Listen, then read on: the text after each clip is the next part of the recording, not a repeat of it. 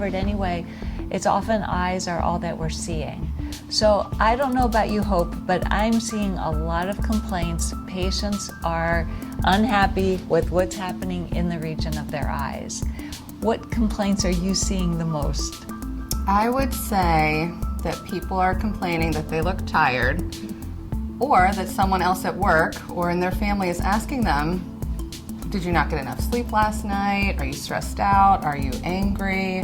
When they're not. And I think that these kind of, complaints can come from certain areas of the eye, such as the under eye, and even around the eye and above the eye. This is the first place we look, as you mentioned, and it's a typical concern. So we have many things that can treat that area. I would agree, and I'm always amazed at the number of patients who say, my colleague or my family family or friends are saying, oh, are you tired? And I feel like that just totally deflates any confidence that you have as you walked into a room or met somebody. So the good news is we do have a lot of modalities to help with this area. And through this series, we're going to be talking about skincare products, skincare treatments, injectables like Botox and filler as ways to help deal with your complaints around the eye area. And as Hope mentioned, the eye might be your eyebrow, it might be even the temples, the crow's feet area, the under eyes, the eyelids. There are also surgical interventions that we can engage to help correct these problems.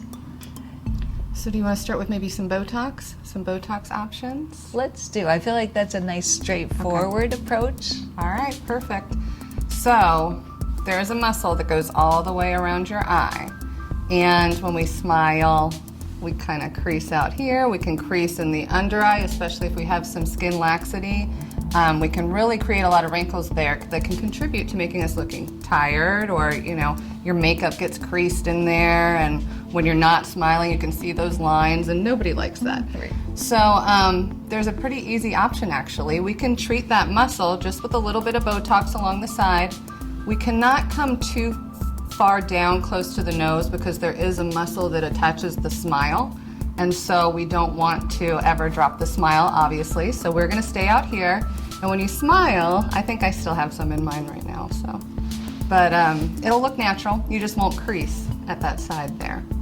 And then as far as going underneath the eye, sometimes fillers or other options are better, but how do you like to do your Botox in the eye area? I'll typically do a 3-point injection, but as you know, we're first looking at the patient when they make their facial expression. So we'll ask the patient to smile. Some patients will crinkle above the corner of their eye, and then we're very careful to place some Botox at the tail of the brow to help relax that portion of the muscle. Typically, patients will crinkle just outside the brow, the lateral to the corner of your eye. That's probably the most typical area for crow's feet. And then some people do use that muscle and it pulls upward to create a lower crow's feet. That's different than the smile muscle, which lifts and creates these smile lines. When you're younger and the skin is more elastic and more tight, these smile lines may not be present, but with aging and the changes that go with skin, these smile lines may show up. And I always try to distinguish for patients, this is not crow's feet, this is smile lines, whereas the crow's feet are more off to the side. And I can't get rid of these without really looking abnormal. It would take too much filler, but crow's feet Botox does keep me very quiet at the corners. So that's an important distinction. And then I know we're both using different sorts of injection techniques for that patient who needs a little bit of a brow lift. Yes, that's a common complaint as well. It's just the edge of the brow kind of comes down. It contributes to the whole look of the eye and the brightness of the eye.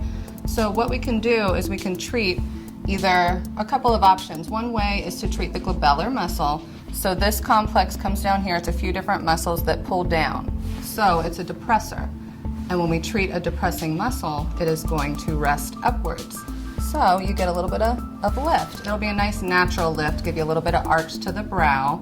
And there's also another trick on the forehead muscle, if you want to go over that one. Yeah, people approach this differently because everyone's forehead muscle acts differently. Some people have very strong lifters and they hold the eyebrow up better than others. So for each treatment of the forehead, trying to get a brow lift, we're going to individualize it to you.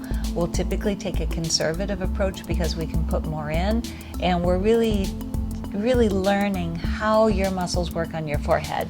But by treating and relaxing the central forehead muscles, it relatively makes the brow muscles lift a little bit stronger, so you can get a little bit of a lift. And again, putting a little bit in the tail of the brow can keep that muscle from pulling down and in, also to give you some lift.